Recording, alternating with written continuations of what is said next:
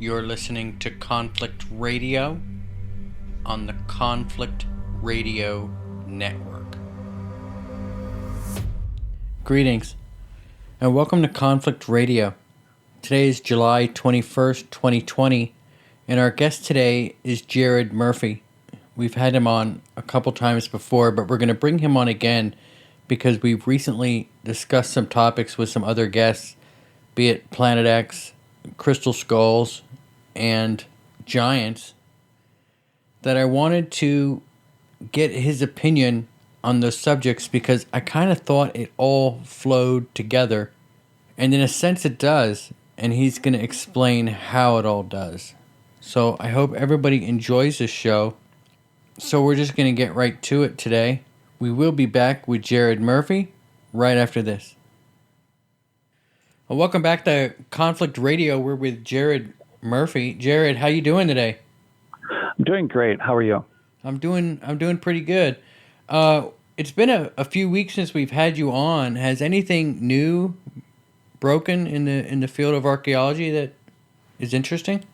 I'm personally really interested in this Egyptian chambers of mystery found near Abydos that Ancient Origins broke, at least put out that there were some chambers found, and what's unique and interesting to me about that is they were found really higher up from what would be considered ancient Egyptian living. It wasn't a ground find. It was chambers that were higher up in the hills, not easily accessible, except, in my opinion, to probably an older, more ancient society that would have had these interior walls as part of a larger structure that's eroded away.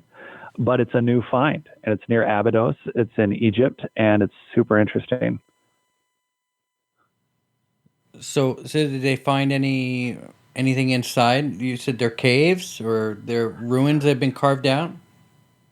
Yeah, so they're basically cliff chambers. They were enlarged. They're made right into the bedrock. They're thousands of years old. What's also interesting is that over the time there's been erosion. They're saying that there is deep wells from just water eroding the area. But these are new finds. These chambers, some are, they're 9 feet tall, about 4 meters. Some taller, so some a little shorter. There's indications, at least at this point, that maybe they were used for, as usual, surprise, surprise, ritual purposes. That's the first thing about any ancient site. If it was worth carving into something, it must have been a temple.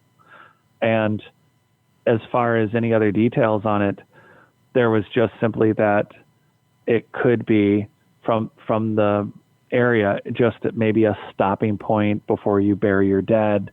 And it could have been a ritualistic site to just pray. But these are empty spaces. All you have are the carved walls into bedrock, which are a topic for me. And the reason I noticed it is because that's what I'm writing about in my next book about our ancient megalithic past. Is there are rock-cut ruins all over the earth. They're in Turkey. They're in South America, including Buzz Aldrin, the astronaut, actually visited with Eric von Daniken and made an effort to go for a tour to attempt to find rock-cut ruins in South America. And again, in Turkey, in Egypt, in Russia, there are just continuously found rock-cut spaces, or in Petra, that famous location where they did Indiana Jones and the last, I think it was The Last Crusade, the one with 007 with Sean Connery. Yeah, that's the ruins that's actually through the canyon, right? Yeah, and a lot of people don't know this. It's been more and more well documented, but that canyon area runs over 12 miles. Yeah, now wasn't there a bank? They're saying that there was a bank in there with a vault and everything?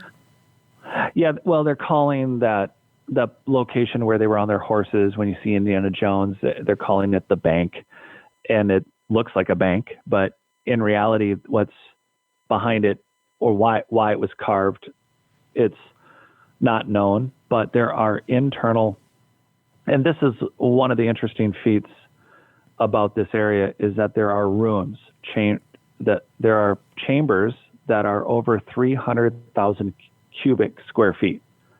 300,000 cubic square feet. That's an incredible sized chamber. So not just one, but many. And so why, when you walk up to those chambers, when you walk up to these exterior impressive carved rock cut structure, you walk into a room that is what, can only be described as grand, but where did all the material go? What was the purpose of the room when, even as you stand in it, of course, it's a big, large rock cut space, and the echoing, there's questions about the acoustics and why is it so well acoustic? What was the finishing material? Are we looking at right as you walk through the bank, or to the left of it, one of the rooms is to the left, if you want to call it just a room and not a conference hall.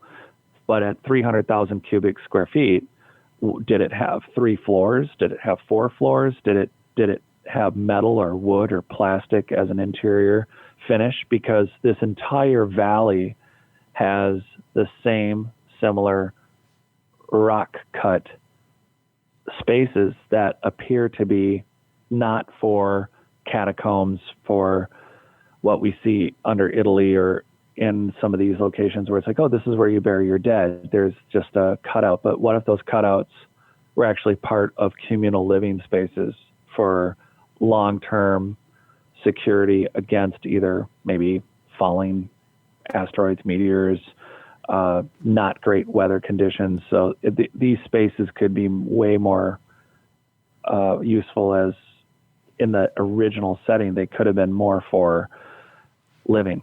Have you been there?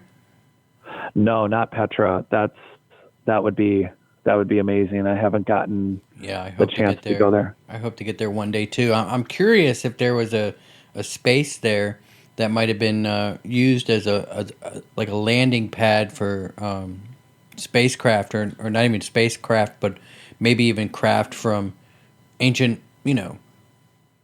Earth beings that are still around today. Yeah, there are so many caves and shafts that when you look at the surface stuff like Baalbek, Lebanon, or these large platform stones that get credited as landing zones, or I think that's part of our desire to look at, well, what could these have been in ancient times if they were not for worshiping and loincloth people to walk around in? They must have been landing pads or runways for ancient spacecraft or helicopters or anti-gravity. And so that's a great starting point, because it tweaks our filters off of, okay, well, we didn't really build laser cut, super tight, cymatic polygonal structures to just,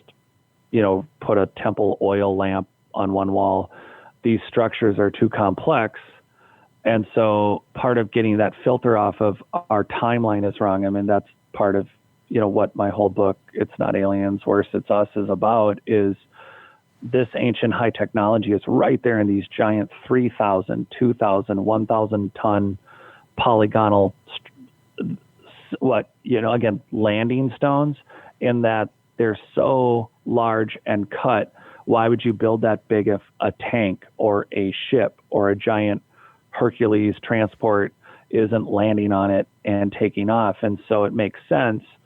But then that only addresses our current understanding of aircraft, or even if we're discussing anti-gravity, straight up and down, magnetic fields, if we're talking about craft and landing areas, we're only left with these megalithic rock ruins. We don't see the finished material, and they've been readapted in the last 12,000 years. We have people readapting, repairing, just like the Sphinx, just like the ancient sites in Egypt, where you have multiple dynastic records of, well, the Sphinx looks pretty much like Robert Schoch and John Anthony West looked at and said, okay, well, based on these equinoxes, or, based on the weathering alone, it could be tens of thousands or hundreds of thousands of years old. But then there's these dynastic, the Egyptians that we know of, thinking back to Moses and our biblical history. We have repair records of the Sphinx got this repair here and it's got this repair there, but it doesn't indicate who built it. So at Petra or in Egypt or in Lebanon or at these landing strips, what we have is later cultures deifying and loving the space to where they care for it in a way that includes even their idea of the best repairs they can do at the time, and maintaining a site where it blurs the lines then, where was that the landing strip or was that the command center? Was it a communication lab? Was it a hospital? Was it a level of technology that had, was it a manufacturing facility? We're not looking at the true purpose of a lot of these, and we have to scale back our post-flood vision of each of these things, whether it's biblical because we have stories, whether it's the Hindu Vedas and we're looking at the Eastern legends and myths and stories of what happened, whether it's 2,000 or 5,000 or 10,000 or 1 million years ago, according to some of the Hindu scripts, millions of years of history, where this, again, in our mystification of it, we go, oh, well, God did this. When in reality, what we keep finding is ancient, high-tech human technology. And here we go. We have what looks like a landing pad, but in reality, it's built really, really solidly. So is there a good chance that the reason they built into cliffs like at Petra and they built large rooms outside of maybe being, again, impact, maybe at that point in the solar system and in the galaxy and in the universe, we consistently for a few thousand years kept getting more meteors. We've had different theories like Planet X or Nibiru, and did that planet break up? That there's this extra planet orbiting the Earth. And yeah, we're actually going to get into that in a little bit, but I do want to talk a little bit first about giants before we get too much into Planet X. We just had a guest on, Doug Van Dorn. He was a pastor from Colorado. He talked about giants and how giants are the offspring of angels and man. The giants are pretty much their hybrids. What's your take on that in the research that you've discovered? And not only what your take is, but have you found any aspects in your archaeological studies that show that giants were discovered at some point and are being covered up? Yeah, that was an early find right away. I started working on my book 4 years ago. And when I started, it was really quick that the Smithsonian, like the British Museum, would locate a new find via the newspaper, or there'd be an announcement that in Wisconsin or in Minnesota, or we have a lot of burial mounds. In fact, we have a whole town called Mound, Minnesota, and it was because there was many, many, many ancient burial mounds. And you would hear about finds of a skeletal remains of a human that would be 12 feet, 23 feet, 14 feet, 19 feet. And I started coming across, and at first I thought, okay, well, 9 feet, 10 feet, early basketball player, no baskets. And then you start he's saying that some of them are going up to like 12 feet tall. Yeah. And so I saw those same ancient black and white early articles, and then you'll see, the Smithsonian comes and this site is no longer, there's nothing there. Everything's been taken to the Smithsonian. And then there's just no follow-up beyond the initial find article. So I did spend some time on some of those, just the old black and white articles of, okay, well, they found something. What did they find? Where did they find it? And it looks like, at least from what I could see from these articles, they were legitimate sites that were packed up and secured. And what was there was taken to the Smithsonian, whether it's been cataloged, left, destroyed, abandoned, and or not accessible to the average person, sure. But from another giant standpoint, I kind of left the research alone, but I did do some research in South Africa in January. I was there near where all the stone circles are. Michael Tellinger brought that to my attention. That area, he's pretty famous for doing a lot of research in that area for what is essentially a forgotten society that made hundreds of thousands, millions these stone circle enclosures. And this area is also well known.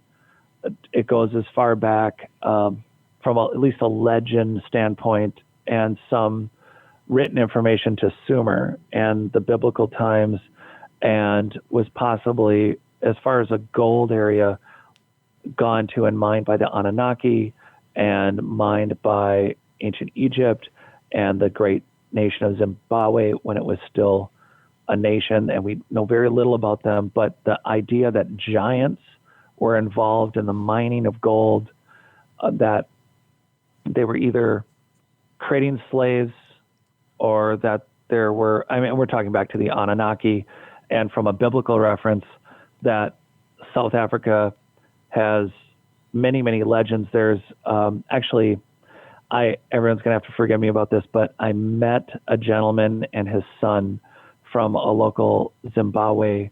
They're not very far away. They had visited to the stone circles, and they came while we were there. And their tribe has a long history and a long oral tradition of giants.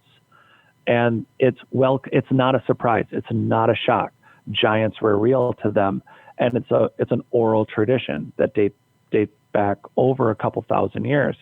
And it's not an unusual conversation.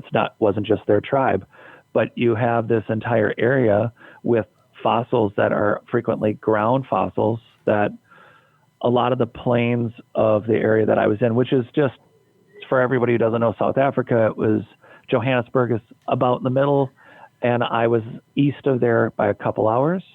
And that region, if you Google Earth it, you'll see many, many ruins from just zooming in with Google Earth. And of that, though, when you're there on the ground, there are fossils, mud fossils, or actual bone fossils, pustules, indications of human occupation that go back tens of thousands of years. And this is an area that was supposed to only been occupied about 400 years ago. It's, you're at the southern tip of Africa. It's been a well-documented port from everyone trying to find a trade route to India to, it was a very early colonized, colonial environment that, despite that, it was coastal, and the interior was not really occupied by anyone in our modern times until the last 400 plus years. And of that, it's a very sparsely populated country to this day. There's only approximately 22 million people. So you can walk along the desert and find fossils. And some of what I was able to locate for giants was that in going to Michael Tellinger's Stone Circle Museum and looking through the countryside, there are fossils that appear to be maybe a heart. It petrified, or it's known as a mud fossil. And mud fossils are the concept that it's a known phenomena within archaeology that an organic substance can essentially turn, I guess the easiest way to describe it is it petrifies quickly. Yeah. So there are literally these surface fossils or mud fossils that are indicating, are they possibly giants just laying on the ground? And these are just pieces of those giants going back to that biblical war with Earth, with that conflict that is described, in and out of biblical texts. And, whether it's the Gnostic text or biblical text, it's right there. And as far as what I saw visually, there are mud fossils that do look like organ from what creatures, I don't know. But one of the theories is that they are giants, and that when they fell, and the reason that the theory goes that they are topical, that you can just come to South Africa, you could search the area. It's some of the best climbing in the world too, as a side note. But you can find these mud fossils, and a lot of the ruins are on or in large layers of mud. And that's significant if we're discussing that biblical flood or the Younger Dryas, if we're talking about this 12,600-ish year old, this basically the biblical flood, but now more scientifically being described as Younger Dryas, that there's this wall of mud and water that came through. And this is significant because the area I was in to see these mud fossils and this land that giants once lived in, that we're talking a wall of mud 40, 60 feet deep is how it's being left.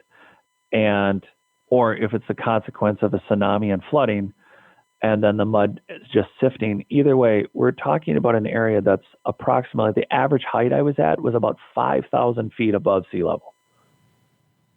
Wow, that's pretty significant. So, if you were to think about it from a biblical term, they were pretty much wiped out by the flood then. Yeah. So when you match it and line it up with that flood myth or story or truth, depending on where you're at, it what matters is that this is a well documented. So many things in the Bible have been proven out to be correct. Their locations, their timing, and lining right up with the Younger Dryas is this annihilation of this whole area with a significant amount of mud. And I don't care how big or tall you are, if you're not swimming, you're not living. Yeah, especially if you have to swim for a long period of time, I suppose. Like 40 days. Yeah. I'm not going to swim for 40 days. I don't know about you. No, and then if you're not aquatic, where are you coming up with your next meal? You got to tread water and you got to eat something. Now, he claims that the giants are basically hybrids between angels and humans. Now, from your research, what would you say that they are? Like an entire race by itself, or do you think that maybe there's something else? Yeah, I think I'm leaning on something else. And the reason is because of the work that it has been too long that we've just done morphology, where we've just looked at a fossil and gone, this looks like fill in the blank. And I don't care how good you get at looking at bones. The problem with our fossil record is that it's incomplete. So if we don't have a complete fossil record, we don't have a complete history. And I think I know we talked a little bit last time about the Paracas people of Peru, elongated skulled, alien looking humans, but they physically have a spinal column that doesn't enter where ours does. It enters in the back of the skull, not in the front. There's suture lines. Those lines, when you look at a skull, we have 3 lines. We have these sections of our skull that you can see because there's lines. Well, the Paracas only have 1. And there was genetic testing finally done, despite having done some blood work in the 70s on the mummies, on the blood, on the blankets, which showed blood types that don't belong in South America. They finally did DNA markers that as of last summer, indicated that at least 6 of them were not known to the human race.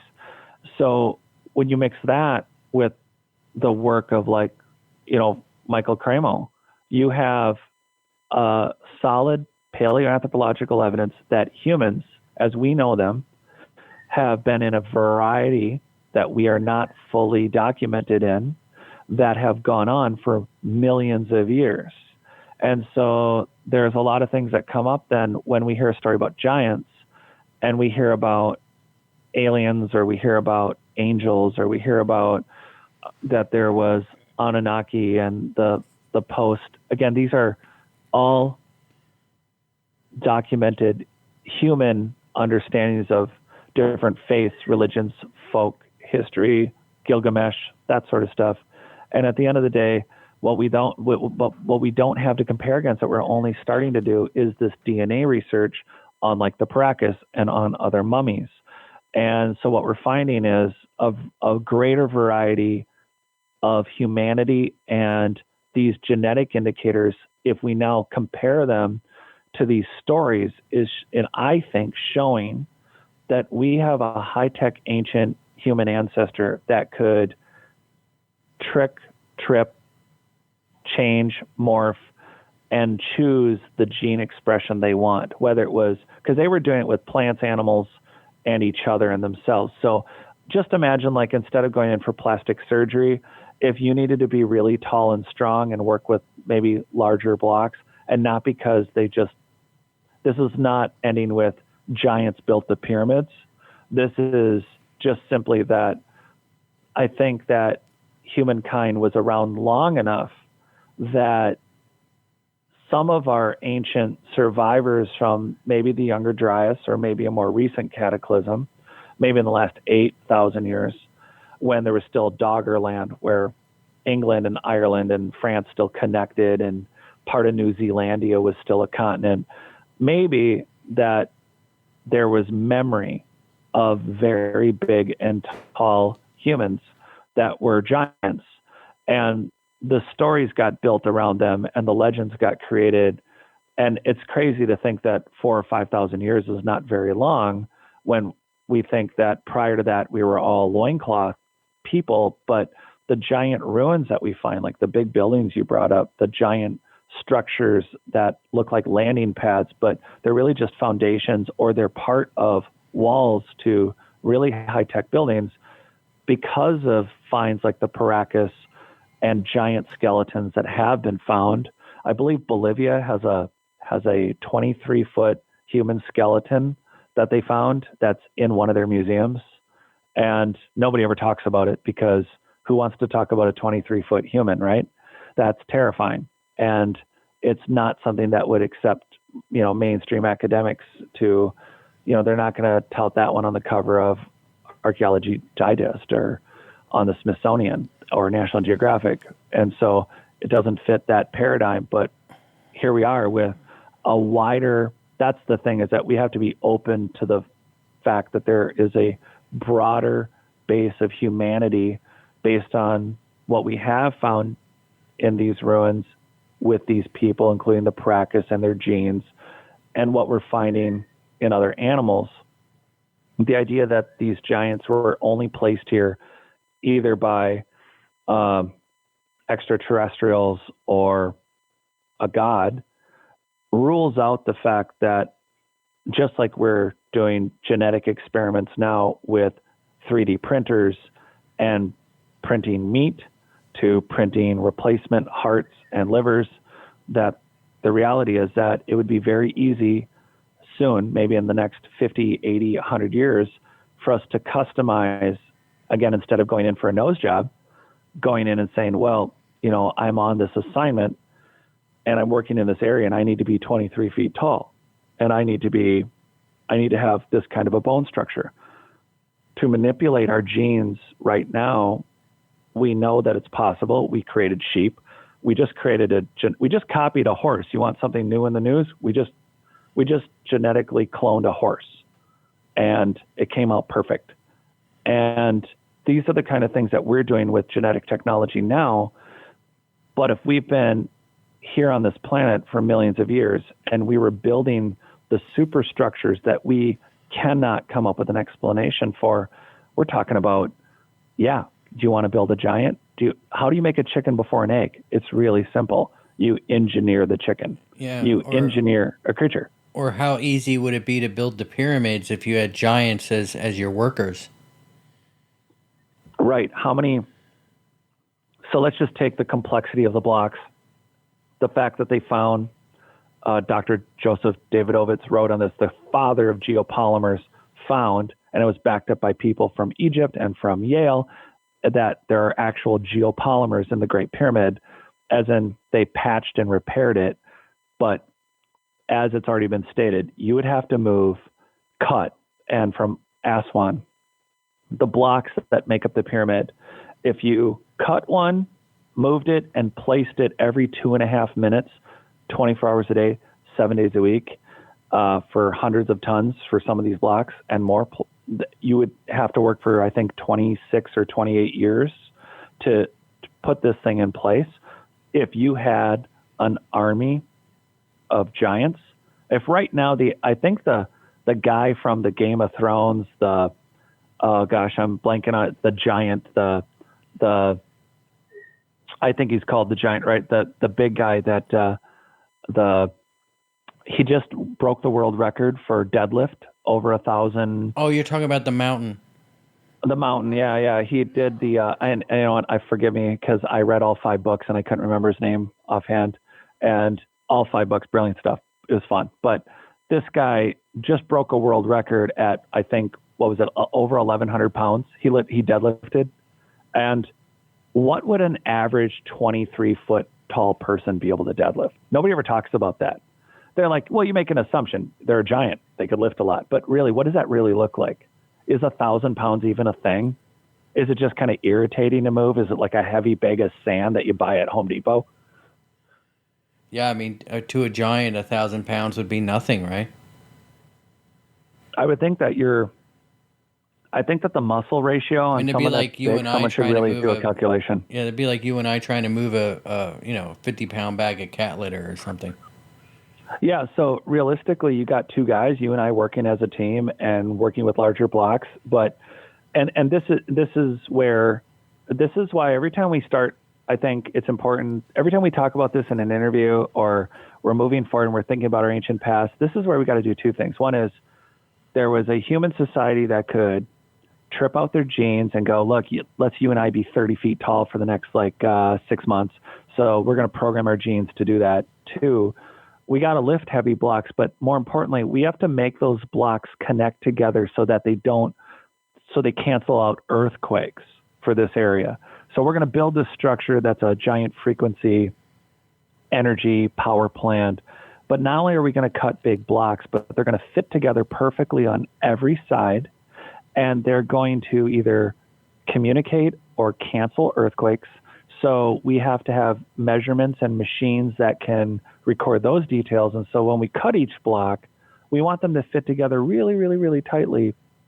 But when they fit together tightly, they're going to do it on every single surface, on every single side. So we need to have the power tools to do that. We need to have, because this is not realistic. It's impossible. You can't take the hardness of these stones. It's already been proven. And with copper, get them to fit together the way that there's no copper sandpaper sandblasting that would have created the fit that they did. So, but when we step back and look at the idea of programming your genes to be a giant or the opposite direction, a dwarf, and well, why not be able to change just like a suit or your clothing? Why not be able to change your size as you do the work? It's a digression from the fact that we found larger bones. We know that there were larger people. Every single mythology on Earth has either giants, a flood myth. It's universal. And, yes, people maybe just take on stories that they think are really fun, but you don't get a universal flood myth when, by all indications and everywhere, our coastlines, what you and I look at, this world map that we look at and go, what was going on 10,000 years ago? Well, look at Doggerland. Just that alone. We're talking about an entire continental space from Ireland and Scotland, all connected together, not islands, just one giant continental space all the way through France and Spain, and all of it underwater. Now, England and that whole area is an island, and we take it for granted that this is the coastline, or that, there's a few hundred feet out of some ruins. But we're talking about a world map at 8,000 years ago that was significantly further out, hundreds and hundreds of thousands or millions of square miles of land that I have a map of in my book that show that would have been the true coastlines.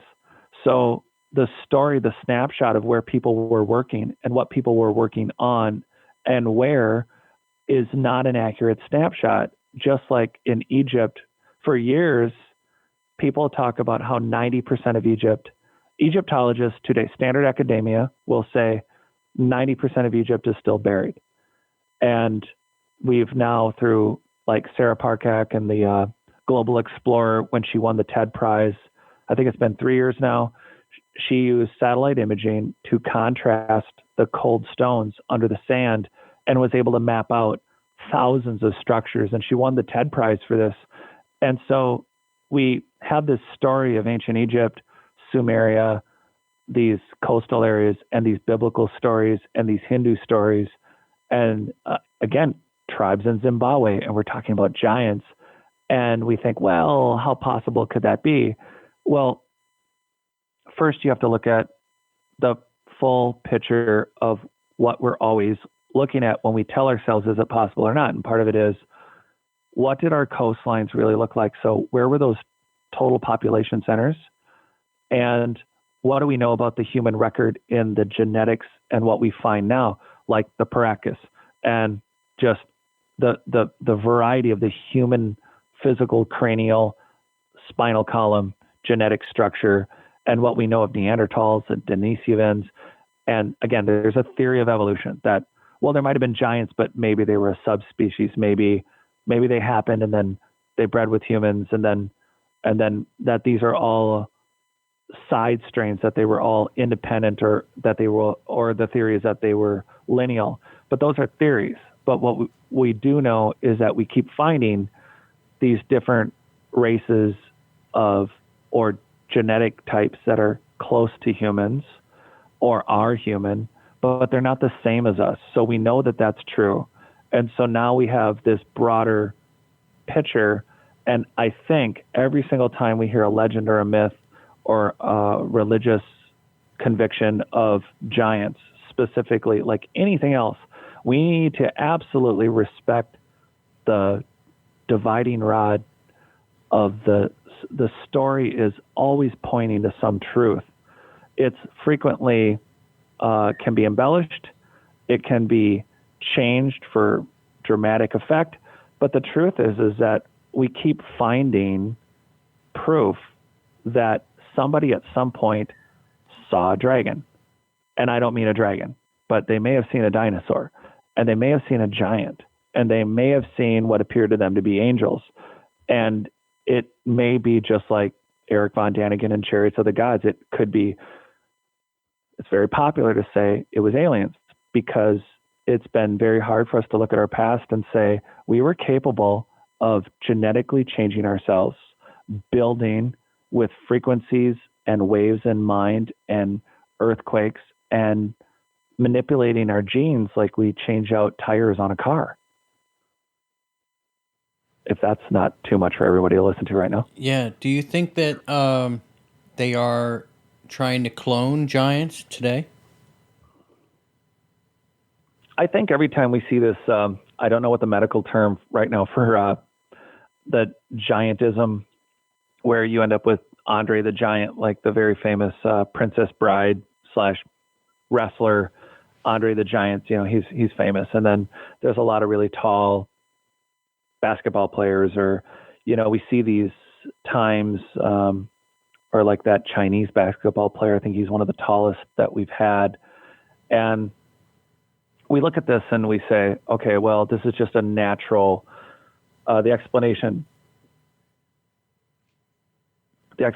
is always that, well, it's an accident. It's just a freak of nature that the left gene went, right gene went, and turned this person tall. And well, I don't think that's still the in their case. DNA. Yeah. I agree with and you. then that means who's manipulating it. I mean, we are never ahead on, obviously the military is not sharing how would they or use or manipulate those genes to recreate. And would we even notice, like, let's just say, pick an area that any military anywhere would be experimenting with giants.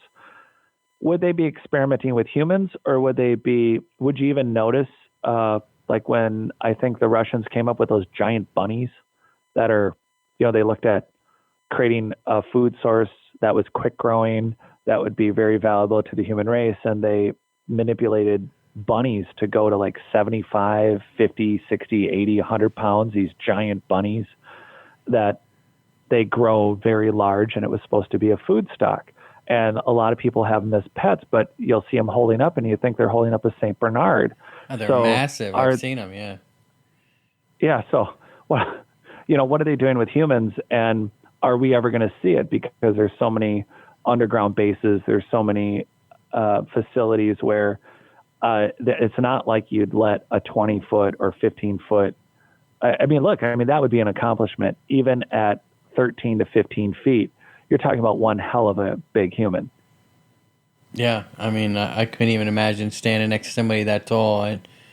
I'd feel like a little toddler. Yeah, it's already weird. I got some friends that are 6'3.5", and I look up at them, and I'm 6'2", and I look up just like that 1.5 inches, and they seem so much taller. So much taller. You hit that number over 6'3", and everything's just that much bigger, to a point where you're like, wow, this is a really tall person. Or you put them, then you crank it up to like 8 feet, 9 feet, 10 feet, and then you hit 12. That's a giant human being. That's really incredible, because if they're experimenting with that, then what for? Yeah. So what do you think their height? Do you think they're human hybrid in a sense? Yeah, I think that's something that we're not fully giving ourselves. It's all about the presentation of the information. So something that we take for granted is, as I was doing this research for my book, because if you're trying to prove that there's high-tech ancient humans that still live among us, that the UFOs we see are likely possibly still high-tech humans that still live here, then you're looking at genes, and you're looking at, what do we know about them? Like, we didn't know that there was a double helix in our genes, and that it contained DNA, and that's how we program or manipulate or change ourselves. And then it took 24 years, and then it turned out that there was a quad helix. Well, that's news. And then, then we have these different humans, and we're like, oh, there's 2 to 4% of us have Neanderthal genes. And there's these Denisovans, and there are, of course, and I want to keep stressing this, because when we say theory of evolution, it is a theory, and it's stated like it's an opening now to a prayer, and then everything I say after is fact. Well, according to the theory of evolution, it's a theory, and it constantly assigns, I would say, in the paleoanthropological record, it assigns creatures we find in the last couple hundred years as predecessors to humans, when all we know based on morphology, not genetic testing, not cutting open and testing the bones, but just on morphology, the way it's shaped and the way it looks. Well, we feel that this is that's a very problematic in our research, is to just find something and say, okay, this is in our human history as a human because, well, we found it. Well, that's not evidence. That's just a theory. So what then can we say about this genetic information, and what do we have on that understanding despite mapping the human genome? Well, you have the Paracas with 6 genetic markers that are not understood. And the Paracas are from Eurasia. They're from Crimea. They end up in Peru, as an example. They have a neck that doesn't fit, everything we've already discussed, and they have 6 genetic markers. Well, that's just the Paracas. What about the other elongated skulls that we find all over? And more importantly, back to the genetics, we don't know what all of our genes actually do. It's kind of like having an alphabet, but not knowing how all the letters are pronounced. So how can you say we know the human race is, well, it's these genetic markers, and, oh yeah, we've mapped the human genome, and there's 6,000 these little markers we found inside the human body, inside the genetic code. Well, they're just junk genes. What, really? I mean, what? The best neurosurgeon in the world will hold up their pinky finger and say, "This is what we think we know about the human brain," with the tip of their pinky, and that's just to make a point. We don't know anything about the human brain really when it comes down to it. We don't know nothing. We don't even know where consciousness comes from. Right, and I think that in looking at our ancient past, we have to move past the, hey, we just found a giant building that we can't make it with any tool today. The building that they did build based on its qualities, its ability to withstand earthquakes, its ability to possibly vibrate, or its high quartz content, the way the shape of the blocks are made, the tools that would be used to do that, the measurements it would take to create that, the machines it would take to move these blocks or set them in place, would also require finishing surfaces, whether it's metal or wood, that the genetic findings that we're finding within humans indicate not only what we call like gigantism that's a defect. Well, what about synesthesia? These different abilities where smells and colors and depths, and there are just abilities that humans have that are considered superhuman now, that are all part of a system that would have been developed by very high-tech humans once they hit that window. The question is, did they hit that window 100,000 years ago, 150,000 years ago, 2 million years ago, multi-million years ago, based on Michael Cramo's work? If you already have, based on the Hindu Vedas, if you have the gods fighting in spacecraft or craft in the air, we're talking about not knowing for sure a start date for this technology, but we're finding all of it, and it's not just in the structures, it's in our genes. And when you look at them individually, you're like, oh, well, that's interesting, or that's funny, or that's a side note. But together, there's just this tidal wave of evidence that's not saying someone outer world. And again, I'm not saying that there's not people that can come here from another planet or another creature, alien, fill in the blank, from another world. But the indicators in the ground are directly showing us, and in genes and in creatures and in plants and animals, we could go off on the genetic side of it. But whether it's giants or whether it's dwarves or whether it's the Paracas, we're talking about a very extensive, genetically modified, engineered group of humans with technology and machining abilities beyond our current capability. And if we can't start imagining those technologies, we're not ever going to see beyond a saucer as an explanation. Yeah, that's interesting. Now, I'm going to go ahead and let's take a quick break, and when we come back, I want to ask you about Planet X, because we did a show on that. I also want to ask you a little bit about crystal skulls, because we just did a show with Joshua Shapiro on the crystal skulls, and if you found anything about crystal skulls in your research. So when we get back, we're going to talk about some of that, okay? Sounds good. All right, we'll be right back right after this. Well, welcome back to Conflict Radio. We're with Jared Murphy. Jared, I wanted to ask you about crystal skulls.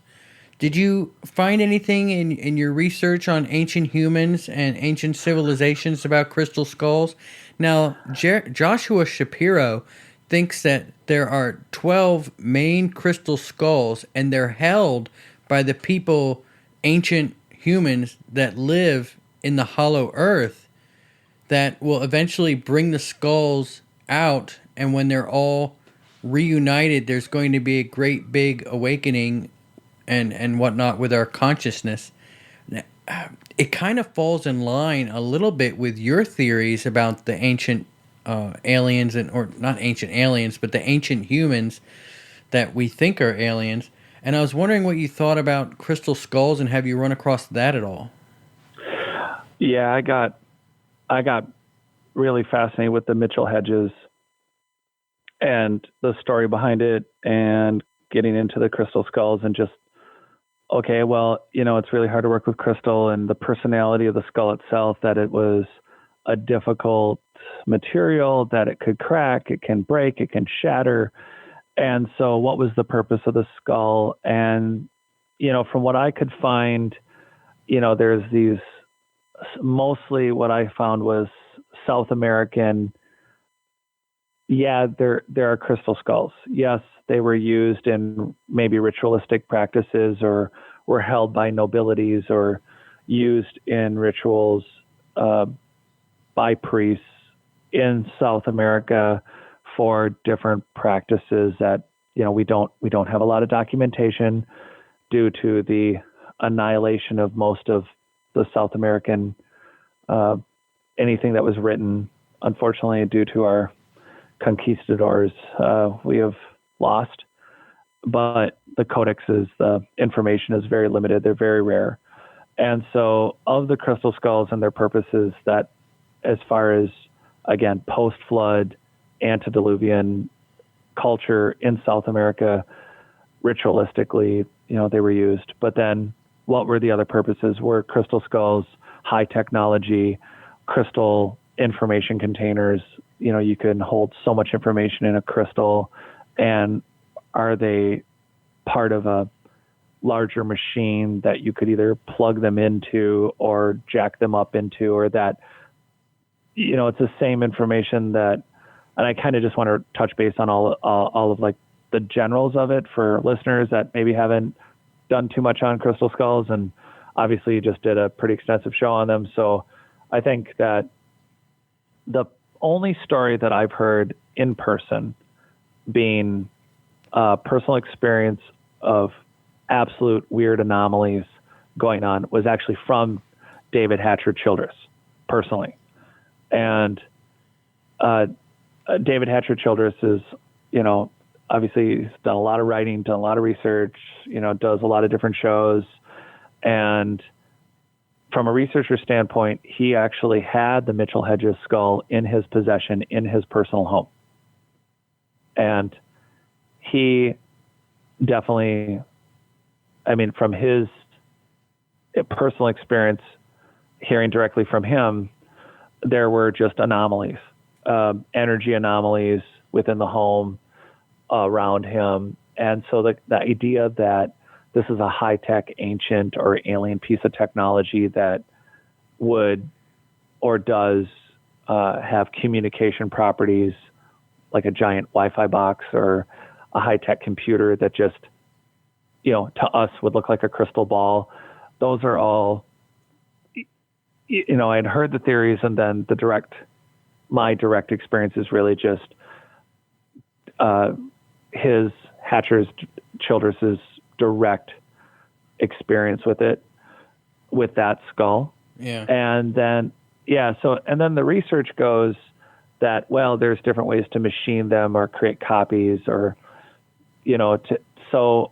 Yeah, well, they're making quite a bit of them now, I think. Yeah. Yeah, they're really, it's a really fascinating thing, because you're like, wow, because there are these obsidian, and I think it does relate, as these obsidian spools and other really precious stones that are incredibly difficult or impossible to work with, like obsidian, where they just crack. They're very easily broken. And all over South America and Central America and in Mexico, there are these spools that were used. They could easily be data reels, and they were allegedly used for yarn to create, like shave the sheep and make yarn. And well, they really wanted something nice to put their yarn on, so they made perfectly cylinder spools of the hardest and most difficult crystal, jade, shale, obsidian, the most absurd things to even attempt to manipulate with to this day. And these spools can be seen in museums from Mexico to South America, just like the crystal skulls. They're made out of a material that we would cost effectively have no business even attempting to make a spool out of.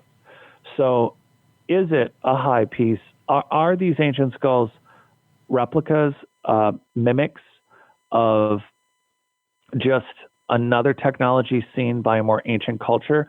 Or are these actually pieces of ancient high technology that were shaped and left in the possession of later cultures? That's a possibility. They could have been intentionally left. A lot of people say that, you know, that the way the quartz is, it's not just your average normal quartz. It's a it's a much rarer quartz that they've made these crystal skulls out of, and that is holding all kinds of quantum information. Like a giant, like super high tech flash drive. Exactly. That's exactly what they're saying. And that's therein lies some of the experiments with some of these ancient objects that we take for granted that are, this is a basalt stone pestle, or some sort of a, like, they crushed seeds in this and they made cornmeal, or they made some sort of just medicine, or that this was a device just to bust up seeds and make powders. And you're talking about objects from crystals to stones. And this is like and this is directly in relation to the 40 to 60,000 vases that were found at the Step Pyramid in Egypt, where you think, okay, they found a vase. Yeah, but the vase is made name the stone, just like the crystal skulls and these crystal spindles and spools. They're made out of the most delicate, most difficult. First, you got to find a crystal big enough to shave this thing into a skull. Then, same thing with these spindles. Why would you ever work with something that difficult? And then here are these vases, tens of thousands of them, in the oldest dynastic record, which is, again, how do we get earlier in technology, or you get earlier in time and the technology gets better? But these vases, which is not frequently pointed out, are so well machined that, one, they would have had to been done on a lathe. So you got a giant block of stone, just like a crystal skull. You have shale, crystallized stone of many different elements, and you're milling them down from the inside out. You're making a vase out of stone. That means you have to have something really sharp, so sharp that it can't even catch the smallest portion of crystal to shape it into what you want it to shape into. In ancient times, so thin that you can put your hand up and you can see through these vases. You can see through the spools, and they're all made out of material that have no business being in the shapes that they're in, unless if you're a high-tech ancient human race and you're genetically manipulating the body. Why? Because it's the same technology. You're talking about microscopic, nano-level abilities to manage delicate crystals. For what purpose other than waves and frequencies and energy? That's the only reason. And whether you're manipulating genes or creating, maybe it was fun to create a crystal skull. You don't need it in the form of a crystal. We would never walk along the ground and identify an old flash drive out of a computer or out of a phone.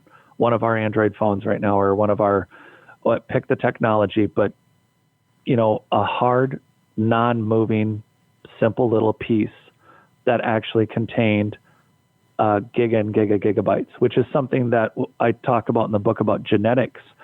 We have Harvard scientists using genes to program in memory. They recorded a 54,000 word book almost 8 years ago. And since then, they can do about a few terabytes on, I think, a gram of DNA, a gram.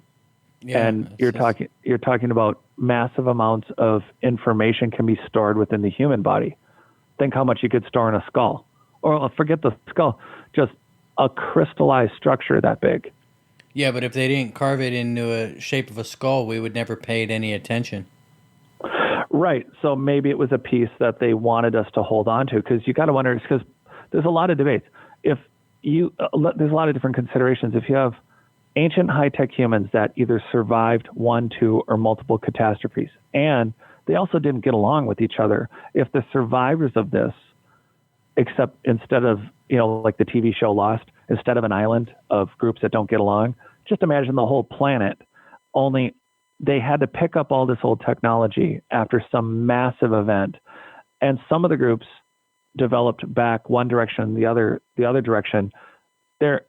Some may or may not have wanted to help some of the other survivors that only have the legends and myths of something terrible happening, interacted with some of the tribes that were maybe always peaceful and left alone on the planet. And so would you leave a crystal skull as something that you could jack back into later and upload or download the technology? Or it's not as simple as where we go with this antediluvian. I think, again, you're taking, I think it's important to not just simplify it and say, it's because it's so fascinating. It's so exciting that the idea that it's just automatically mystified, that's a magical crystal skull, not a high-end, high-end piece of technology that was left specifically for us to find. Or if they had shaped it into that, I always kind of feel like, what if it was a giant block of memory, of information, and really they used every corner of it, even on the quantum level? And then, well, let's leave 5, 6, 10 of these around for the human race to eventually, at least this other human race, they're not ready. We can't bring everybody up. So some of these high-tech humans continue on, and they're back to flying anti-gravity machines, and we see them from time to time, more and more witnesses that aren't military UFOs, but actual like high-tech human ancestors that I'm theorizing on. Meanwhile, give the rest of them these skulls and these other indicators, the groups that do want to interact with us, like, well, this is going to be a piece of the puzzle that they're going to be able to reconstruct later. Let's leave it with them in a form that they won't throw it away. And a crystal skull, for a while gets to be a worship object for a few thousand years, but they ain't going to throw it away. Yeah, exactly. And that's what Joshua Shapira says, that it's left over from our ancient ancestors who had high technology. They left it out there to find these, tribes found them, out and about, and set them up and worship them. And that's great. They saved them. Now we have them. They're in museums or wherever we have them all over the world. And even though we don't have the technology today to read them, we will one day. Yeah, well, and here's the irony. What if, what if it's like every recipe for every Italian pizza crust that you could ever want? What if it's like the Betty Crocker of the last 10 million years of recipes? This is how you cook a Triceratops. It's a cookbook. The assumption is that it's going to be really useful information. What if it's more of the mechanics of, in order for you to access this information, it will unlock your needs it will also help you understand the needs of free energy, of communication. It's not so much the content of that, but there will be content. But I got to go back to it could be the DNA memory, because right now, I could not remember. It was like 215 gigabytes is what we can now currently store in information in a gram of DNA. So you yourself walking around right now may contain enough ancient information. And this is a fact, that we have what we call passed down memory from, just a trauma, but they've been able to prove it. But imagine your entire human body is walking around as a backup for the human race. You have people coming forward and saying, well, I believe I was Cleopatra before I was born. Yeah, they're always somebody famous. Yeah, it's never Bill, the guy, the zookeeper that cleaned up after the elephants. It's never, nobody had that job. But the DNA memory of every human on Earth could be backed up in a human vessel. And that means that when you do fixate on someone famous that you know of in history, what if the particulars, like really certain details that no one's ever written about, no one's ever theorized about, but in reaching back in our genetic memory, if we're only 10 to 14% conscious now, what if those revelations as you remember someone's past life. It's not that you were that person. You have their memories because you're their backup. And for Bill, the elephant guy. Yeah, it's all there, right? Right. So we're looking externally right now, and it's important for us to look at the crystal skulls and any other ancient find, especially, I think, these spools or the schist disc. You know about the schist disc in Egypt. It's a very famous, for anybody listening, it's the schist disc. Here's the funny thing, they won't let anyone look at it right now. They won't let anyone touch it. It's a disc that was called a incense burner, but it very much looks like it's a very fragile stone, just like the crystal skulls, in that to shape this, it looks like a fan that should go in front of a radiator or for a vent fan. And it very much looks like it should be on a flywheel. It should just be on a device. It was put back together. It's in one of the museums in Cairo. It's called the schist disc. You can look at pictures of it. But this is a high-tech piece. Why make it out of stone in the shape of a fan that should be like a part on a device if it's not exactly that? And these stones, these spools, could be pieces of technology that relate to that. Whereas if, again, the theory of evolution, you get something through a forced adaptation. So if we're at 10 to 14% consciousness, then at some point on the theory of evolution, this isn't like the minimum brain size, I think, for us to do what we do now. I think that we're more like in safe mode, like a computer.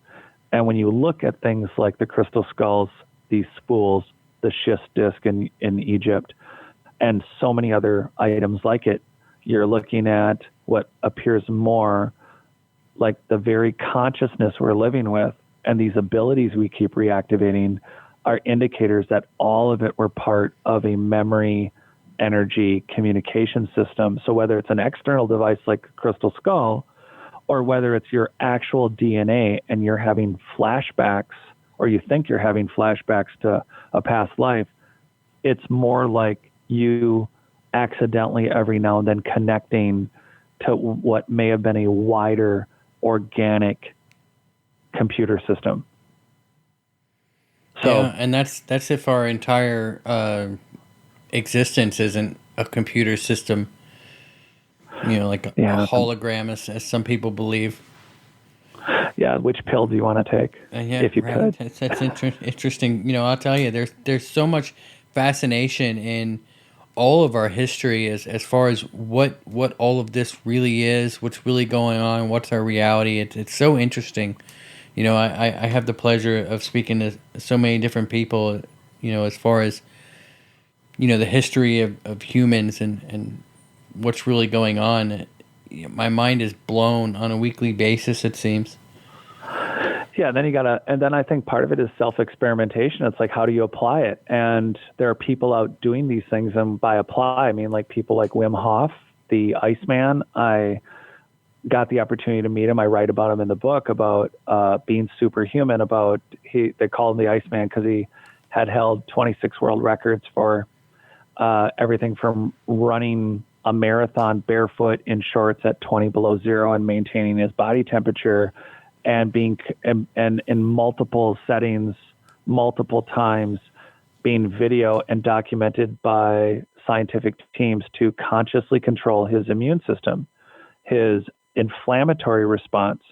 And this is not considered medically possible. And how does it relate? Well, if you can consciously control your inflammatory response, like for disease, like just being under the weather, or being able to control your temperature and never be cold again, or be able to control yourself in heat. This is something that Wim Hof has actually been able to do. And I got to meet him the first time he came to America and learn his methodology, which is a combination of breathing a very specific way. And he is out to teach. He's like a madman. He's out to teach everyone to do it. He's out to teach children, adults, and he's doing it. And it's actually being proven to indicate that this is an ability that he preaches. Not like a religion. He's preaching This is an ability we forgot that we all have and that we all can do. And his big thing, and I'm going to say it the most polite way, because anyone who's heard Wim Hof or heard him in person, he doesn't say it as politely, but he says we need to demystify. And the reason is because these are technical abilities of our genetics that allow us to not be cold in 20 below zero, to not be cold, but to be actually warm and enjoy it, like really down to shorts, barefoot, that you could be in this environment, not only not die, not get frostbite, but actually control your, what he calls inner fire. And I've been able to do that. I've been practicing it for 3 years, but this is just, and then the inflammatory response, being able to either be less sick or sleep better, or to control how you feel, not just in a moment, but through an inflammatory response, which would be very useful as you are or getting sick. And these are things that we've been able to duplicate now in a scientific setting. And it doesn't indicate something new. It indicates something we're remembering how to do. And so this awakening you were talking about is something that also starts with us hearing about what one of these breakthrough people or these concepts that you and I are discussing, or like what I'm writing about, or what everyone else is just rediscovering, is applying it personally. Have some fun with it. Try doing something like Wim Hof is something you can learn how to do in 15 minutes. And then next thing you know, you're having, this is not just a peaceful meditation. I mean, we're talking about controlling your inflammatory response, but also being very connected again in a way. It is kind of an awakening. And this is part of that process, is to learn about each of these. Yeah, there's an external device that could contain a lot of memory, like the crystal skull. We have these internal deja vus. They could be our memories. They could be a past memory. They could be, like you said, is it more of a matrixy type thing? Or is it just in our process of reawakening, are these genetic memories that we have of this continued, maybe multi-million year existence on this planet, are they resurfacing as we kind of become, I think, quickened in our response, or are quickened in our awakeness? These are real things. Yeah. So I wanna move on to, because we're running out of time. I want to move on to Planet X a little bit. You write about this in your book, don't you? Yeah. There is a lot of serious education. I mean, yes, this is a real thing. I want to interrupt you just to remind the listeners that we had a Marshall Masters on. I think it was episode 6, where we discussed Planet X is really it's a binary star system called Nemesis, or Planet X isn't it's just another star that we are in a binary star system, and that the star is called Nemesis, and there are some planets that are evolving around Nemesis, one of them being Nibiru, if I say that right. And that it's eventually it's on its way here now. It's getting closer and closer, and it's what's causing a lot of our earthquakes, and you know, the core of the earth to so-called heat up, and we're going to start seeing a lot of residual asteroids and, you know, debris and stuff that we're going to wind up flying through. Now, what do you think Planet X is? Well, I rely on Caltech, in this case, 2 scientists that I write about. I do touch on Planet 9 because the question is, if humans have been on this planet in the form, not half evolved, you know, in the last 2 million years, if we've been anatomically correct humans walking around, as the evidence of the ground has been finding, like, well, okay, what stories do we have of, in our knowledge base, where are we from? And the first and foremost in Western science is the Anunnaki, which are a mythology brought to us by Sumerians. Yeah, they're actually the residents of Nibiru. Right. So they have this whole rundown that here's the picture of our solar system, here's this other planet that is circling, and they're from there and they come here, and well, you gotta look it down because it's very specific. And then they have cuneiform, they have inscriptions that show a mystery planet. If you're looking at all the planets, and I mean, that's a side note that's been brought up a lot, I guess, to how is it that they knew that there were rings on one of the planets? How would they know that? But again, the Sumerians had a lot of odd things. They're not the planet 9 is not the only thing that I write about, in that we won't go into it now, but it's the Babylonian Plimpton tablet. There are two cuneiform tablets that were found, that one shows a much more complex version of what we give credit to Pythagoras for, and they got a teacher's tablet, a working tablet that appears to be a tablet that would have done that math 1,000 years before Pythagoras. And then they have another tablet that shows that they're working with spherical geometry, and that's just a couple cuneiform tablets. And there, to this day, millions of tablets that we have not translated yet. And it's not like they know which ones are important and not, but we have translated some of these stories from Sumer, including like the kings list that says pre-antediluvian, there was 8 kings that lived. They ruled, cumulative all of them together. Their summation was approximately 265,000 years. That 8 kings lived over 30,000 years apiece. And in this time, the Anunnaki come from this deep planet 9, from somewhere deep in the solar system, within this, what we now believe, if you're going to be inhabitable, or the habited Earth is one of many planets that most likely have 2 suns, 2 stars, which is why we keep saying binary. And that, for most people, I think when we look out in the stars and we're saying, oh, there's other Earths out there, and those Earths include binary star systems, that means that anything that's habitable has 2 stars, and there's at least 2 Earths, or 2 Earth type capable of holding life planets. And here's Nibiru. And how do you not chase that down? Because, well, that's a realistic assumption. It would be a lot easier to get here from Earth, another Earth that is actually, and I thought we'd pause for the commuter rail, because I don't know if you picked that up or not. Yeah, that's all right. It's a quick moving train. It seems like it's gone already.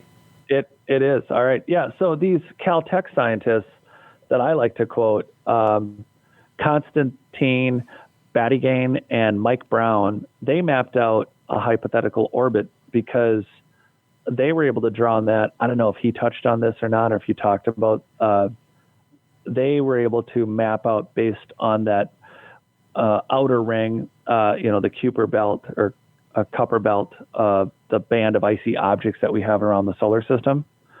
And there's a draw on our planets. There's a draw on our planet that is not explainable. Yeah, if you did mention that. Yeah. Yeah. So you have to count on, okay, why do we have this pull, unless it's not another planet that's cycling around? And their Caltech, this is fairly recent, they theorized that the orbit for this other planet is 15,000 years. So you do not need to be interdimensional space traveling aliens, well, if you don't count a neighboring planet, to have developed technology to only jump one planet over in a 15,000 year orbit. At some point on that orbit, you would be closer to Earth than not. And at some point, sending a ship at a more advanced level, but maybe not interdimensional, you could get a group of people here. And they may have gotten their technology far enough along that the ancient Sumerians are actually telling the truth, that the Anunnaki are real, that they are from a nearby planet, and they needed gold, apparently. And that, to me, was where I had a hard time with it, because if you're interdimensional space traveling, you have control of quantum science.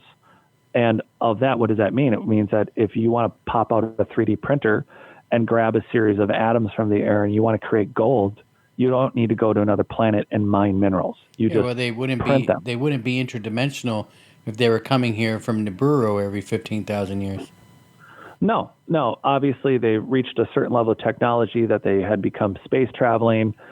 But I have a hard time that even with the tech, like right now, maybe we are lucky. Maybe this time round, knock on wood, a massive cataclysm, maybe this time around with the technology and the way that our minds are, and again, I think that if we're at 10 to 14% consciousness, then we're likely more in like a safe mode, like a computer that's just kind of working on the minimum. And if at this time we're able to figure out how to 3D print skin and livers and hearts and kidneys, and we're back at a point where we're redeveloping and actually 3D printing food, that this time around maybe it is unique to us that we were able to understand nanotechnology the way we do here and now. And is it possible that somehow another society could create space travel just enough to get to the nearest planet, but not enough technology to come up with a solution for their atmosphere? The theory was Nibiru, according to the Anunnaki, according to the Sumerian legends, is that they needed gold for their atmosphere because their planet's atmosphere was failing. And I kind of feel that story is a very alchemist, medieval, kind of classic 50s saucer sort of mentality. I don't agree with that either. Yeah, it's like understanding, like if you don't understand nanotechnology, if you don't understand quantum sciences, if you don't understand like Ken Wheeler's work on magnetism, I think that has been brilliant, and I think that it's pretty clear that you don't travel to another planet to ship gold anywhere or minerals. That's a very low-tech concept of what, if you're dealing with nanotechnology, you're just not doing that. So I think Nibiru being a real planet, is it possible that they reached a level of technology, if that planet exists and there are people or our ancestors on it, could they have come here in a group, multiple craft? Could they have started here and really populated the planet as a secondary, and here's the assumption. We're assuming we're the seed planet. What if it all started here and they went there? Who's to say we didn't seed them? Right, because frequently right now, one of the things, we started the show with what's new news, and one of the things that I've been watching closely, and I don't feel like screaming about yet or about any excitement, is they're talking about that signal that's been bouncing back to Earth, very directed, very consistent, and there's a signal. And think about it. If we reached a level of technology that we were building the structures we did, and we sent out satellites into deep space that were communicating back here, and we were building, I think one of the reasons we built at the scale we did, we're talking about people who are building at a scale that is not used to doing megalithic and catastrophic work. I mean, you're talking about, if you're going to be hit by a 60-foot wall of mud, you're talking about people who are possibly used to being hit by large catastrophic events. And they're talking, why not build at a layer and scale that represents, a survival? So if you're building that big and you're used to those kind of impacts and you've lived for millions of years, it's very likely that you've sent out satellites and technology that could be broadcasting after a significant amount of time back to Earth. And that is something that we don't think about. We think that the objects or signals that are coming here are foreign. If you, again, compile the technology from genetics to structures, the point is that you're talking about SpaceX, ancient SpaceX technology that is way out there. And whether it's seeding us, seeding Nibiru, seeding or working on Mars or moons, we're talking about extended archaeology that may include, and something we don't frequently talk about, high Earth object satellites that may not be satellites that are not, they're not alien, they're just satellites that are here. They're local. They are from this planet, and they're still operating or just functionally operating. And that changes, I think, the paradigm. Yeah, a lot. And you mentioned Mars. I really believe that Mars was once inhabited and once had an atmosphere very much like Earth. What are your thoughts on that? I was thinking about that recently too. Like just throwing that out there. Yeah, well, if we've been here for millions of years and we've advanced further, and based on the technology we have, I think it would have been really easy to be off-world. And of the places we've gone, I would think that Mars would have been an easy place to be, or some of the moons, or both. And again, a lot of what people, and I think that we could have occupied it colonially and had a more extended, that's the thing. Like, one of the questions that people always go back to, and I spent a lot of time looking at this, is what would have collapsed? What impact? The assumption is like the crater in Greenland that's 19 miles in diameter. That would have been terrible to be around here for. But we assume that it might have been a giant natural disaster.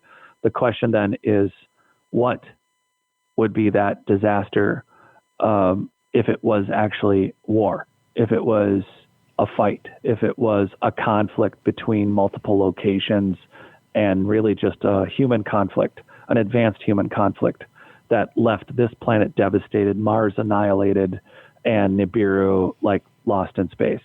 The reality is we could have knocked our entire extended human existence back to exactly where we did, which was essentially the Stone Age. Yeah, and if we're not careful, we could very much do that again. Yeah, it seems like simultaneously we're awakening, and simultaneously we're getting more difficult. Yeah, these times, they sure are. They're weird. I really don't want to get into them. No, let's stick with Mars. Yeah, we can't really talk about what's going on today because we'll be blacklisted. No, I think Mars is, well, what's interesting, again, it goes back to, if you start with the paradigm that it's not aliens, worse, it's us discovering our lost history, it's you're literally talking about, they would easily have advanced satellites. They would have easily sent out, imagine a million years ago, if you launch your first Voyager, how far away would that Voyager be at this point? And as your technology increases, would your newer advanced deep space satellites have gone further? Would they have connected? Would they have collaborated? Would they have sent a signal back? And are they still being relayed? Are they self-repairing? What kind of technology continued to go into space, and or us? How far did we get before we stopped? I mean, part of, if we got back to Mars, if we get back to the dark side of the moon, if we really started being honest about some of this digging, or even in orbit, that's exactly what I was going to mention, is that when we talk about the Hubble Space Telescope, we have these telescopes that can take actual photographs that we enhance, and we look at, and they're actual photographs of distant galaxies or distant space objects, and we can get so much detail. I was looking at a photo of one of those images just a couple days ago, and it's absolutely incredible the amount of galaxies that are out there. I mean, there's thousands of them. Yeah, and what a lot of people don't know, and honestly, I didn't really think much about it myself, is that when you hear about radio frequency telescopes, what we're not understanding is that when they're taking photos, this radio imagery is not a picture. It's not a photograph. It's not a image like you're seeing from these direct lensed, just above our atmosphere satellites. These radio frequency telescopes are they're interpreting signals, frequency signals. So you're not getting, and I'm dumbing I'm not dumbing it down. I'm just simplifying it for the sake of the point that you're not actually getting an image as you want to get it from your cell phone when you snap a photo. You're getting it's just a frequency. And so they're doing artist interpretive. When you look at a lot of these captioned photos, they are starting to point it out more that this is a artist interpretation. So we create this imaginary vision of some of these images that we say they've recorded and seen, or these like the Dyson spheres, or the theory of Dyson spheres, and then what they might look like, or we found a signal for this black hole that's, trillions of miles away. But the reality is it's a radio frequency signal. It's not an image as you're thinking of it.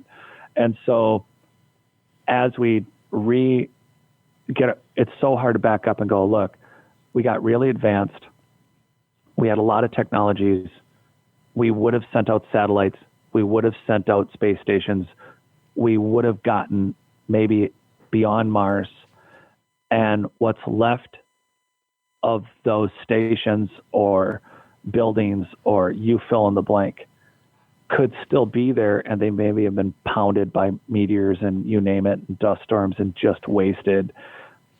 But the remnants of those buildings or those structures are possibly still going to be there.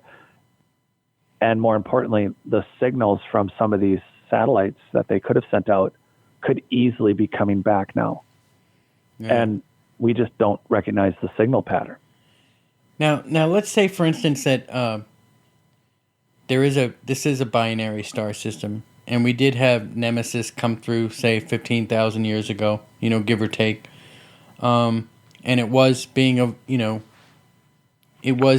rotated by these other planets were rotating around it. Say there's 3 other planets, and one of them's Nibiru, and it's coming in 15,000 years ago, and goes by. Is there evidence on the Earth today that there could have been this catastrophic pass-by of Nemesis? Yeah, it could be that the mud flows that we found in South Africa. It could be the mud that, like the ruins in South America, that you have these large megalithic structures all over that have just been toppled in mud. In the Andes, like Lake Titicaca, why are there seahorses? At how many upheavals and downheavals, indications of massive catastrophic events, like, again, all the crater in Greenland, even. Yeah, the Greenland. Then we have, because there's the distinction. Is it in Greenland? Is it the 19-mile wide, diametered crater impact that is under the under the Greenland ice sheet? And when the impact of that is analyzed, it's just terrifying what the planet went through. Or the Yucatan, the giant crater, the dinosaur killer, the one forever we thought, oh, you know what, the reason it's all carved out, this meteor hit that was even bigger, and it just wiped out the dinosaurs. And there's that. But then the planet, if on this 15,000 year, okay, we could argue that on an elliptical cycle of 15,000 years and over 4 billion years, so that we look at it against how long is the planet here, or our planet as we kind of see it now, and based on the number of times, based on a binary star system, that this planet would circle by the Earth, how much, based on the other objects in space that these Caltech Sci guys have said, well, there's this much draw on the planet's orbit that it's causing this wobble. And over this time, will this last, like 15,000 years ago, this wobble wasn't a wobble, but it became a wobble that year, and it was just wobbly enough that it caused tidal waves, or it caused earthquakes. Yeah, or it caused a flood even. Right. So is it possible that we're 12,500 years in, and we're looking at this planet coming back at us within a couple thousand years? And the reason I brought up the radio frequency telescopes is because to this day right now, that, like that song, The Age of Aquarius, we actually, there is a debate among scientists and based on the wobble, whether or not we're like 3,000, 3,200 years out of, like, we still have a ways to go to get into Aquarius, or we're in Aquarius. They're actually not positive. And when we look at objects like Nibiru, or when we look out, here's the thing, we haven't actually seen Nibiru. We actually haven't seen the secondary star.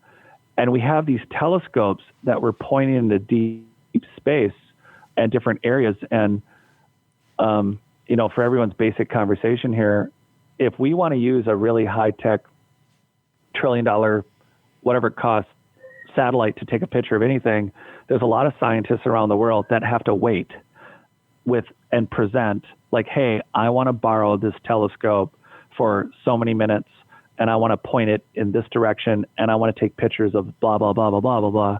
Well, you get that window of opportunity for those many minutes to do that thing. It's not like we can have a quick conversation or a long one with anyone of any direct control of the Hubble or any other satellite like it, public or military or otherwise, and then say, okay, well, we want to look for Nibiru. It's up to amateurs. It's up to anybody who's maybe pointing and looking for some other star structure or comet or asteroid, or you fill in the blank, to point an actual visual telescope into a zone of space and accidentally catch a star that is so much closer than whole other galaxies. And we have not actually photographed it yet. The mathematical evidence is there. So wouldn't it be cool if we could dedicate some time to actually try to photograph this other star and this other planet that is supposed to be just so close to us, and yet we're out analyzing star systems, trillions and trillions and trillions of miles away. Yeah, I mean, there's just no telling what's out there, I guess.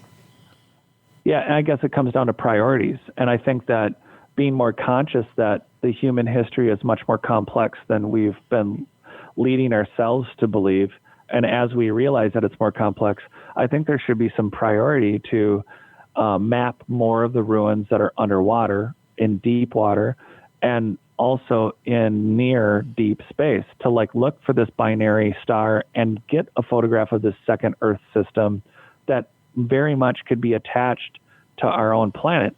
But we have to turn the satellites on our time, because I do think that the technology and our own genetic information and what we're learning about, like even recording information on genes, that it's already been done. And there's a reason we have these different superhuman abilities and these deja vu memories and these giants that we know of and these stories, that they are not just coincidence or tall tales. Got that one in there. Tall tales.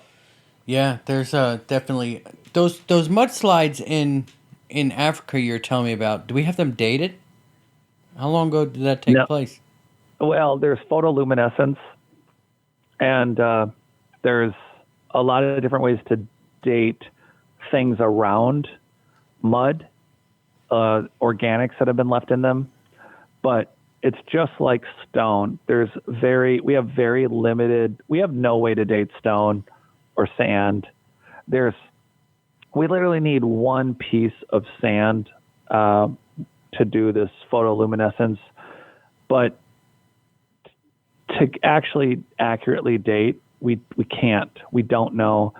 But when you have 40, 50, 60 feet of mud that used to not be there, well, yes. Is there sloughing off of hillsides? Are there avalanches after erosion? Yeah. When you account for everything, and there's still this unexplainable wall of mud that's settled in, was it because the whole area was underwater and it just was shifting bottom sands of a lake, of a river, both, of a flood? And then what does it look like? We're not done doing that research. It's unexplored in that area for the most part, geologically, and even for the archaeology that's being done just specifically in that area where I was. There is every square inch is ruins, every square inch of the land. It's incredible.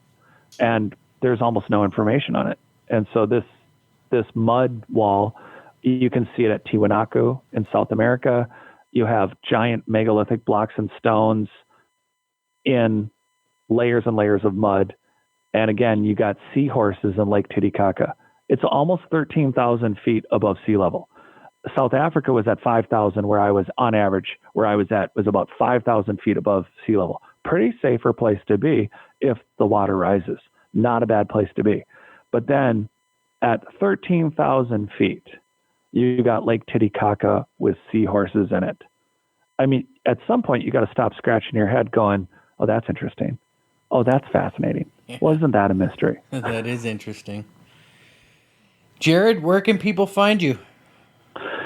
I am on Amazon for It's Not Aliens, Worse, It's Us, Discovering Our Lost History. I'm there, and I do have a YouTube channel at Not Aliens, trying to post more, but I'm spending more time with great podcasters like you and radio shows. So, any good shows you've been on, interesting shows you've been on that you want to point people towards? Yeah, I was just on Cliff Dunning's Earth Ancients. That was just over a week ago, and I was on Gary's show. There's apparently there's a few people listening in Canada. That was fun. It's Night Dreams Talk Radio, and I was just on Gary's show last week, and that's actually, I know they run live and here and in Canada, but I do know they do streaming and podcasts and recordings of their shows too. So that was fun. And Cliff's was, I'm pretty sure you can get that show on, I think that one's on Facebook. I don't know how they release all of their shows, because I think they paused on the YouTube, because I just asked Cliff about that a couple days ago. So yeah, Earth Ancients with Cliff Dunning, and Night Dreams Talk Radio, and of course here. Yeah. And this is Conflict Radio. You can always find Jared Murphy's page on our website. If you go to conflictradio.net, just hit the guest tab and look for Jared Murphy, and you can read all about him there, and all of his links and everything's there, as well as down in the description box below. You'll find all the links to Jared's stuff. Jared, we really appreciate you coming on. Man, I get so many guests, and we talk about so many different things, and it's nice to be able to ground myself with you a little bit and kind of put everything together, be it Planet X or Crystal Skulls or Giants, and try to see how it all pieces together with somebody who's done a lot of research on ancient technology and that sort of thing. We really appreciate you coming on. I really had a good time, and it's always great to be on your show, so I really appreciate all of that too. Thank you. All right, and we hope to get you on again soon with a special guest, and we'll save that for a surprise, and we'll be right back with Conflict Radio right after this. Welcome back to Conflict Radio. I hope you enjoyed the show today. It was definitely fun to do. Remember to like and subscribe if you're watching us on YouTube. If not, be sure to catch us on all of the normal podcast catchers. We got informed today via email that we are now available on iHeartRadio. So if you have iHeartRadio, be sure to search Conflict Radio on iHeartRadio or iHeartMedia or iHeart whatever it is, iHeart app or whatever, and be sure to find us there. We'll be back on Thursday. Until then, be safe.